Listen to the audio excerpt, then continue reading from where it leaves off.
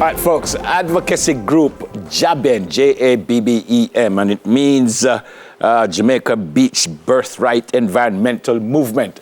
They're demanding that all Jamaicans have access to public beaches. The group has taken the government to court to fight the removal of public access to the Bob Marley Beach.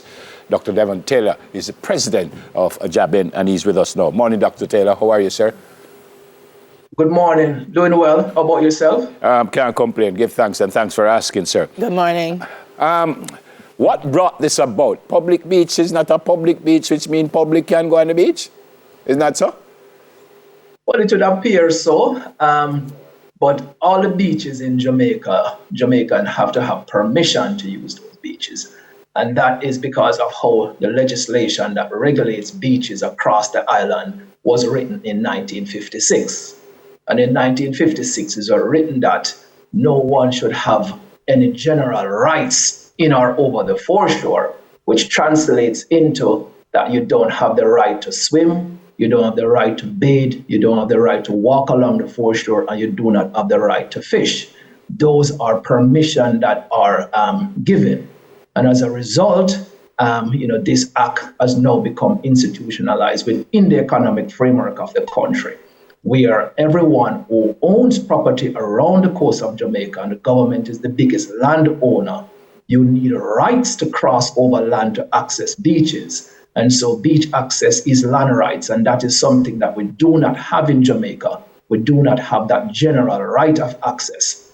And what this sets up is that once a property is sold for a hotel development, or the government through its various agency, Commission of Land or UDC, determine that they need those property, they fence those property off, and the public is just blocked out. Wow. What has sparked this upsurge in advocacy, Doc? I mean, there have been people over the years who've been agitating for beach access, but JABEM has taken it a step further. What has sparked this advocacy? Well, what we have observed, and myself personally have been impacted. My community of Steertown has lost over 3 miles of access, to Mommy Bay, Draxall, into Ocherias, beaches that we enjoy since our childhood. And so the fisher folks in my community, the vendors in my community, the recreational users, the churches, all lost access to that coastline. So, this happened during COVID. We were, struggling in that era. We got locked out, and it was just, a very unpleasant, situation where, we woke up one morning and have no access. So, we get together and we try to figure out why is this happening, and how do we, find a path forward. And so we started looking at legislation, consulted with attorney, and then we start doing a deeper dive in understanding what percent of the coastline of Jamaica is accessible by the Jamaican public, only to find out that there are 494 miles around the island, around 150 miles of it is sandy, and Jamaicans have less than 2% access. So the problem is very serious, and that 2% was determined in 2001. So we think in 2023, we only have maybe a 0.1% access to the beaches of Jamaica. And that is something that is not, it is just not sustainable. It is not something that is equitable. It is something that we fundamentally see as discriminatory. And the problem is persistent because the Jamaican tourism product is expanding at an alarming rate. We have seen over 1,000% increase in terms of hotel construction across the island since 2001. We've seen villas being built, condominiums being built. So the coastline of Jamaica is recolonized, if it was ever decolonized. And who's feeling the pain is mainly the descendants of enslaved Africans, which are over 96% in the country.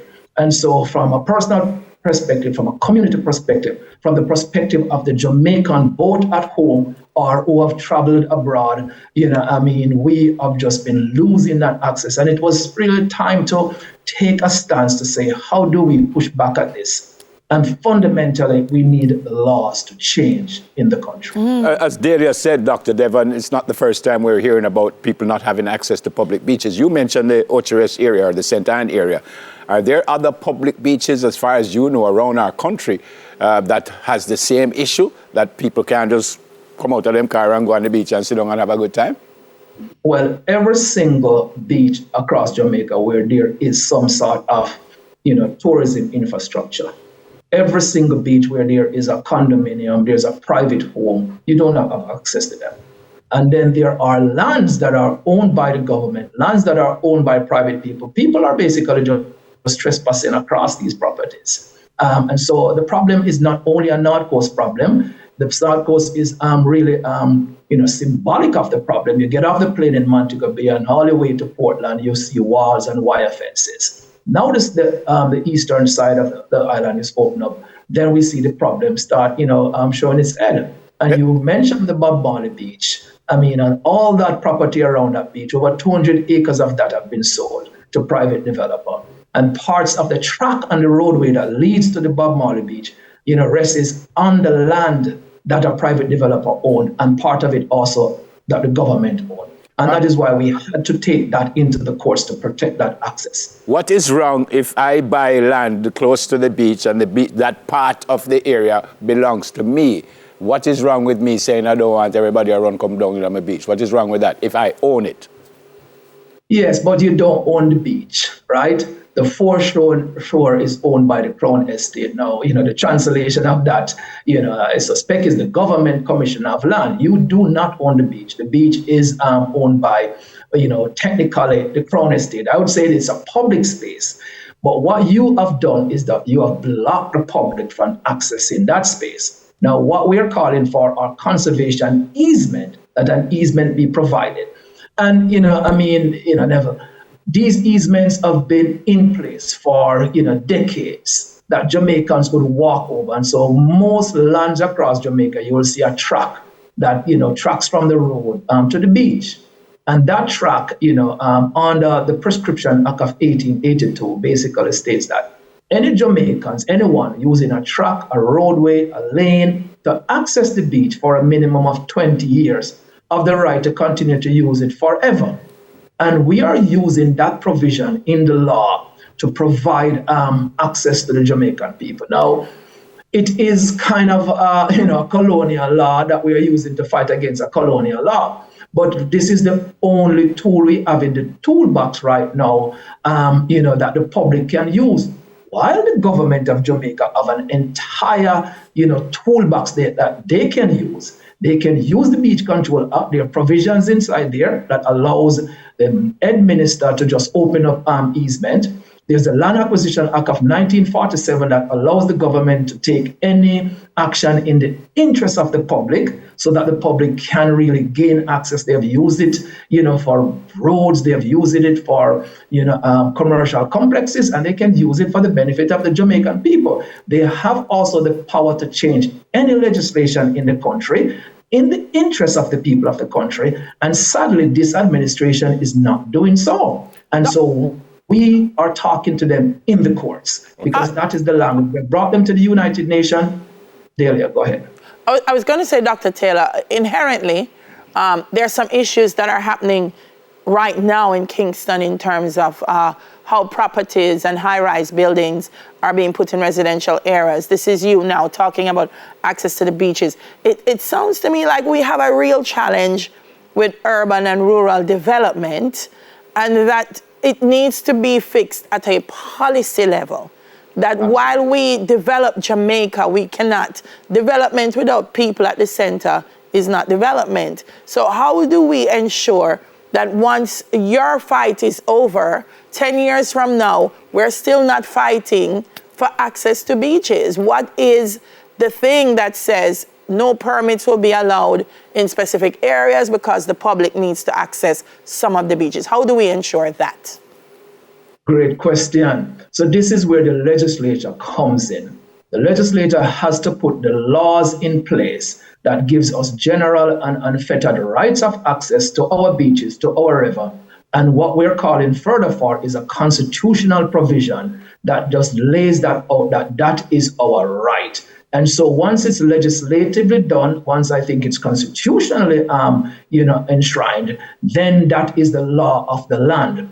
Countries have done it, across the world, where, access to wetland, access to rivers, mountains, streams, you name it, is enshrined in their constitution. The Mexicans have done it. I mean, there are several states in the United States have done it. I mean, it is done across Cayman, Bahamas, Aruba.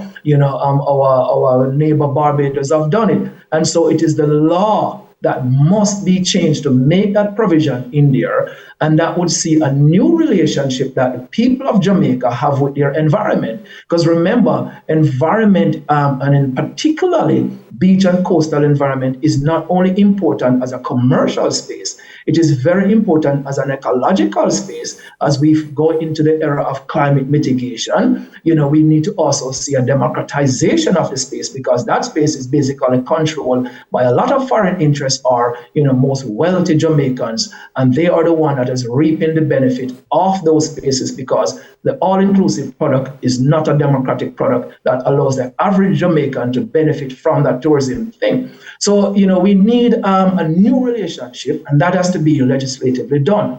Now, I know it's in the media right now that, the conversation on both sides of the political spectrum are talking about it. And we are encouraged that, we have seen,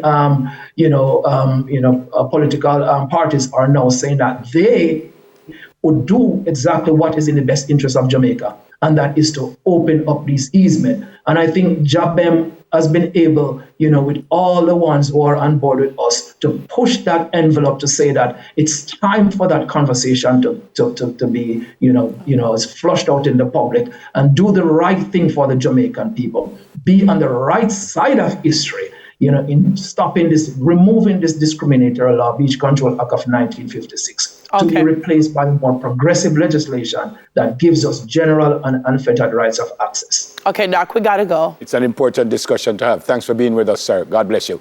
Dr. Devin Taylor, President of JABEM. Coming up, what would a ban on hair relaxers in the U.S. mean for local businesses? Wayne Maxwell from J Max Hair Club joins us. We're going to discuss that soon. Come. I don't have time for it.